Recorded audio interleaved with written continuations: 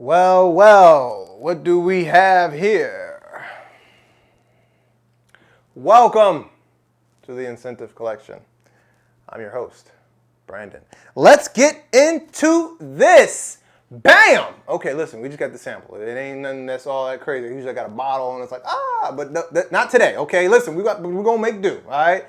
It doesn't matter. What matters is not yet what's on the outside, but what is on the inside.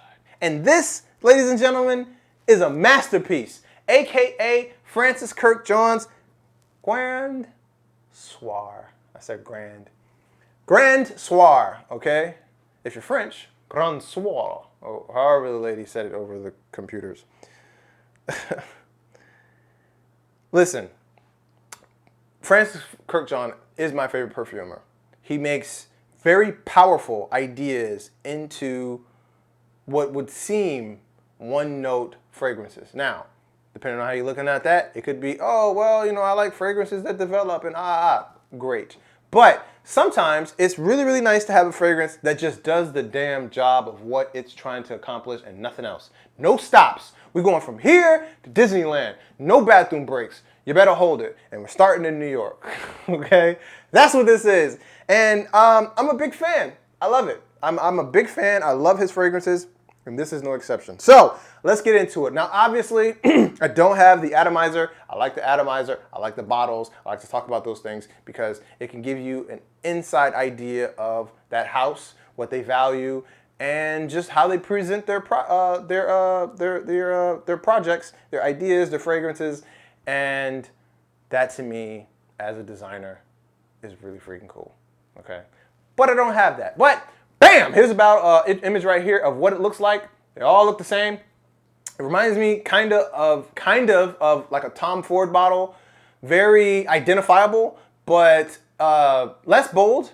But at the same time, the real showcase is the color, right? And what I mean by that is when you look at a Francis Kurkdjian bottle, right?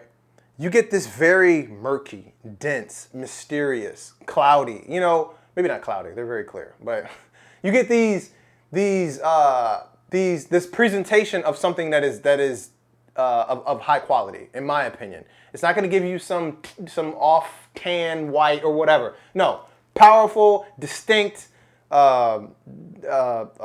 just strong color, right? And it's a feature. It's a feature that you get to see right there. I think some of these fragrances are kind of covering up the fact that the fragrances aren't that long-lasting and have a lot of durability because, you know, it's the mixtures are a little weak. So, getting into this.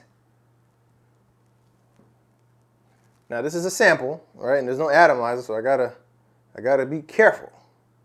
Okay. Bam. Woo! All right, now, reminds me of a much better, much more sophisticated, much more appreciated Bentley Intense for Men. Now that one, it's like two knives, two forks, two whatever that you want to pick. Pitchforks, shove up your nose, move them around, and then come out and be like, hey, that's the smell. Okay, very harsh, very just screaming all the way.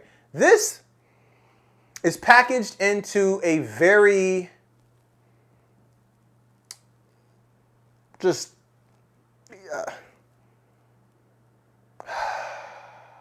a type of fragrance that when you apply it, it's bold, right? It's not sharp, it's bold. Like it lets you know, hey, this is what we're doing today, okay? And then as that amber starts to recede, and stabilize, right? It's like, you know, starts to stabilize, level out, go forward, and the vanilla is like, hey, let's go together, friend. And it's very, very, very nice and sophisticated. Now, it's pretty linear in an upward trajectory, but it's not something that's going to be changing and evolving. And what you smell is pretty much what you get. Again, the amber takes, you know, a seat back, and the other fragrances, I believe there's some tonka bean and stuff like that in there. The other fragrances start to develop and appreciate with the vanilla. So, who's this for? Now, I think a woman can wear this. That's not to say that it's feminine. I just don't think that it's overly masculine. I don't think that it has any of those defining masculine traits. Not good nor bad. Just a type of fragrance that has a lot of thought put into it. It's not just, this is male because I'm going to add all of these male signatures. No, it's none of that. It's actually pretty remarkable how he's able to make this masculine without using any of the masculine notes. And I think that's the brilliant nature in Francis Kurkdjian, is like he likes to play with soft fragrances and afford men with the ability to be performant with those fragrances. So big beat energy, okay? Not necessarily something, now it is an amber fragrance, so it can be a bit anosmic. I think if you are if you get too spray happy with this, it's a very nice fragrance, but it doesn't need a whole lot of help. This is, again, very dense, very dark fragrance. It doesn't feel like it has a lot of alcohol in it or smell like it has a lot of alcohol in it. Plays pretty close to the skin. It is vanilla, so it's sweet, but at the same time, it gives you the ability to be able to wear it, I think, all seasons. But it is a fragrance that will suffer a little bit in the winter, right? Because of its intimate nature. I think this has a very intimate nature. I think sweet fragrances are intimate in general because they're so alarming, right? They're so bright that if that wasn't the case, nobody would be able to get within 5 feet of you because they would just be punching people in the face left and right. So 3 to 5 feet, I think, and I do think this is going to leave a nice trail. Like it's a trail. It's going to leave a nice scent trail, and I think people will really like this. So let's get into some of the notes. 1 second.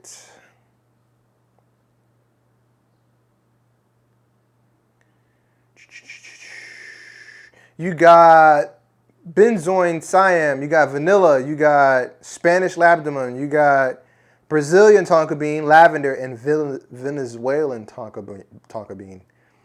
And again, all of them bundled together to give you, oddly enough, I didn't read any alcohol, like a rum note or anything like that. Maybe that's the benzoin. But again, this is a fairly expensive fragrance. I think $3 to $350, somewhere around there, $350. I will say that bottle will last you well over a decade, and it'll only get more powerful as the decade continues. So I say grab a sample, but it's definitely a fragrance that is for somebody who's looking for something more, a little bit more sophisticated than just Versace, like those Paco Rabanne. Like if you're looking for those kind of youthful, safe fragrances, this is definitely not it. Having said all of that, I do think that this is well worth the value. It's one of my favorite fragrances. I will be purchasing this once I get all my ducks in a row. But yeah, age group, I would say 25 to 45, somewhere in there. And I think at a certain age, maybe when you get a little bit older, you might want something that is a little bit more experimental. But this is definitely too strong for youth, I think. So that's the review. Thank you for checking it out. My name is Brandon. This is the Inscentive Collection. You are a beautiful viewer. Welcome to the channel, okay? With all that being said, please let me know in the comment section, have you smelled Grand Soir? Do you like Francis Kurkdjian? Are there any houses that you think I should review? Because I got a lot more Francis that I want to check out, fragrances that I want to check out, and a lot more houses. I definitely want to get into the house of Chanel. So this is just one of the first of many from Francis. Let me know what you think in the comment section. I appreciate you for stopping by. Peace.